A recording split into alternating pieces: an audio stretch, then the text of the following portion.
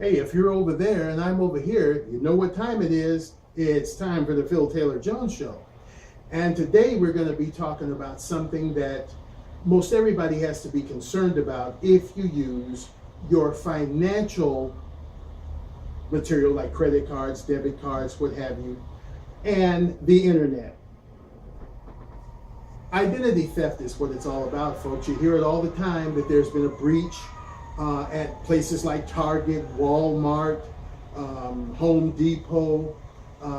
You instantly go and use your ATM card, your credit card, and it's supposed to be all encrypted. It's supposed to be all safe and nice and tight. And weeks later, you find out that it's not, nice and tight. It's more of a loosey-goosey sort of situation, and that your personal information, your PIN numbers, your account numbers, all of this stuff has been leaked out to the public in the hands of some unscrupulous bastard who is waiting to drain your bank account or your credit account of all it's worth. Not good. We are too trusting of this internet stuff. We're a bit too lazy, if it were, to get up off our butts and go to the actual physical store and, maybe put out a little cash and do this thing. We're so gung-ho over this cyber crap and the ease of it all. Well, yeah, it's a cool thing to have happen, but you got to think of it this way. For everything that comes out in this new cyberspace thing, ease of plastic and what have you, or tapping on keys, some unscrupulous bastard has already rethunked the situation 59 times to beat you and take what you got. Got to think about that always. My brother got hooked up in a situation where he was offered a credit card offer, and you could apply for it either of three ways. You could mail it in, you could call it in, or you could, work through your computer. And well, since he already had spam and all this protection, internet protection, all this crap, all Norton and McAfee and all of these other fees and what have you, that he was well protected. So he went on there and he naturally saw the little lock and he said, oh, okay, this is a secure site. And he went on to, process his credit card. Well, he got the credit card, but what he didn't realize is that 6 months later, he got another unpleasant surprise. He went to do his taxes, and that's where the double zinger came in. Zinger 1, the tax thing didn't go through. There was a problem. And upon further investigation, zinger number 2, someone had stolen his identity because someone had tried to get his tax refund to the tune of 8 people. 8 other people had gone. Was it 8? It was 12 different times. Oh, it was 12 different times. I'm not sure how many different people it was. Not too sure about how many different times. Even got through to the bank and created a dummy savings account. Money market account. Money market, yeah, money market. So I mean, his identity was stolen, and he's still, to this day, trying to get it all straightened out. Unfortunately, the IRS automatically blocked the attempt to file it. Okay. There was the IRS attempt to get that taken care of, and it's still, being investigated. Got a call coming through, and so we're not even going to worry about that. That's it. This one I'm talking about is technology. Can't even make a video without them interrupting. Anyway, so that brings me to the point of our focus today. Apple has launched their Apple Pay for all the people that have iPhones, bent or not. And I looked at that, and my brother and I, we kind of looked at each other and said, oh crap. I don't see this going anywhere in a good way, because as I said, people put far too much trust in these mamby-pamby, hicky-dory systems that are so easily hacked into. Everything has been hacked into, from PlayStation, what is it, the PlayStation Store was hacked into. We were playing a game and all of a sudden everything was frozen up because somebody had hacked into that, and the people at Sony said that their system was impenetrable. Folks, when it comes to that damn internet, nothing is impenetrable. You can get screwed up from the least of things to the greatest of things. If you've got Facebook accounts or Twitter accounts or Instagram, those accounts have been hacked. And then if you've got bigger, more important things like banking accounts, I've had my bank account with Bank of America forever. And when I first opened it, they were telling me how to, did I want to get linked up for online banking? I said, no. I am not too lazy to get up off my ass and go to the bank and transact business. That's iffy enough. But to put your delicate, your intimate information online, shifting money from place to place, online, on this internet that's so screwy, no, I'm not going to do that. Now, my brother, I will admit, he has ordered a few things from Amazon.com, and he goes in after making sure the order is processed and all, and he wipes any kind of credit information or financial information every time. He doesn't want it to be on the internet. And I still have said to him many times that, yeah, that's cool and everything that you go in and wipe it, but once they've got it somewhere in their database, you can never wipe it. Look at the crapola that's going on now with these people with this cloud cover, whatever they call it. iCloud and the What is it? fappening.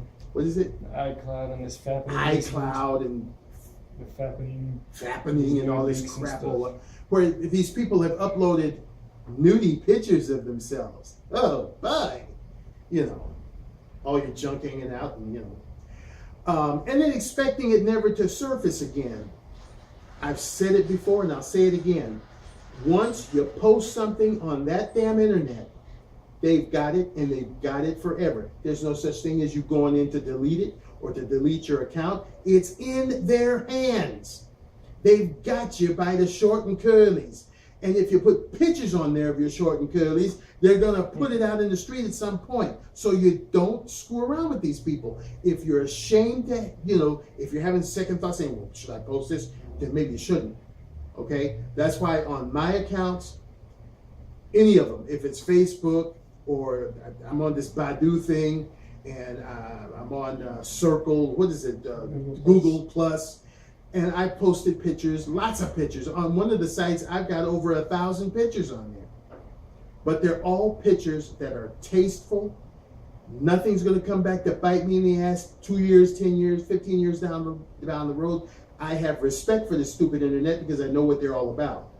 So why then would I trust Apple or Orange or collard green or corn cob or anybody else with my sensitive financial information to put your thumbprint on the phone, and then you pay. They got access to your credit card or your checking account or whatever you have linked up to this thing. And with all the problems that Apple has had recently, or any of these internet-based people have had recently with keeping private and keeping tight your vital, sensitive information, I think they're leading with their chins, boy. So I wouldn't do it. And it's something that maybe you should think about, you Apple iPhone users or iPad users who want to take their devices to these stores and Apple Pay. You may end up paying through the nose. It's something to think about. How tight is their system? Again, as I said today, this thing launched here. I guess it launched all over the United States, possibly the world. But I know it launched here in California because there was a representative from the crappy news channel that we sometimes watch. He was out there at one of the grocery stores, and people were using their Apple Pay, and you could see them tapping on their little thumbprint, and it would ring up on the cash register. Yeah, fine. First day out. How many bugs are in that thing on the first day out? Have they worked many of the major bugs out? And the fact that got me thinking is they were supposed to launch it way before this. They were supposed to launch it sometime, I think, mid-September. And they had to wait because there was bugs in it. Well, did they kill the bugs, or are the bugs still crawling around there? Have the bugs gotten bigger? You know, I don't really trust anything until after it's been out a while. At least let it be out a while and then see what's going on there. Case in point, the new Corvette for 2015, beautiful car, love it. I mean, all the mechanicals are there. The styling is tight. It's just a gorgeous car. But already they've had to recall some of them because they were having problems with, was it the throttle body or something with the ignition? Because you know GM's having hellacious problems with the initial ignition systems and people getting killed and you're having to pay through the nose. So yeah, they had to recall some of the brand new Corvettes and halt production until they fixed that problem and, you know, and get the folks on the assembly line or wherever so that they don't screw up doing something. So, I mean, I wouldn't buy a brand new Corvette until maybe 2016 to make sure that either they've worked all the bugs out of it, or at least most of them. I never trust anything when it comes fresh off the market. And this Apple thing, I bet you the scammers and the what do you call them? No, these people that try to do this. Hackers? The hackers, yeah, hackers. I bet you at the onslaught of Apple saying that they were going to even come out with something like this, I bet you the hackers were at their computers or their little terminals or whatever, and just coming up with 50 billion ways a Sunday to hack into this thing and to hack people and take their life savings or their credit or, you know, what have you. So, I mean, there's lots of things you can do on a phone, but handling my finances, that's not one of them. So keep your eyes on that one, people, especially you Apple users, you iPhone users.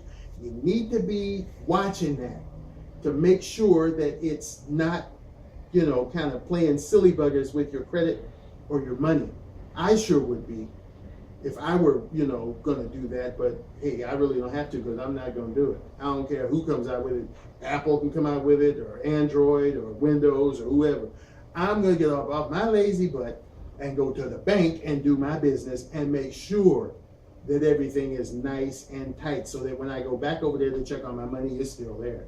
So just something to keep your eye on, something I thought maybe it would be beneficial to you. And I mean, everything that glitters ain't gold, and you know, if it's too good to be true, it probably is. So watch it, keep your eye on it. Thank you so much for listening and watching. You supporters of mine out there who've been diligent in sticking with me, I thank you so much. If you want to become a supporter, the button's right there, you know, right there. So just hit that button and become a supporter. If you'd like for me to speak on a subject that maybe is close to your heart, that you would like to hear me talk about, or maybe tell it like it is, or maybe even praise. You know, this show isn't always about, you know, putting stuff down or talking negatively about something. If you've got a good story out there that you want sort of pumped up about some kindness or something that is just whimsical and funny, we'd like to hit that and make people laugh and smile too. In this crazy world we live in, and good Lord, is it crazy? Ain't crazy up in here.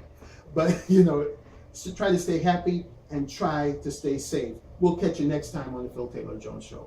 Bye-bye.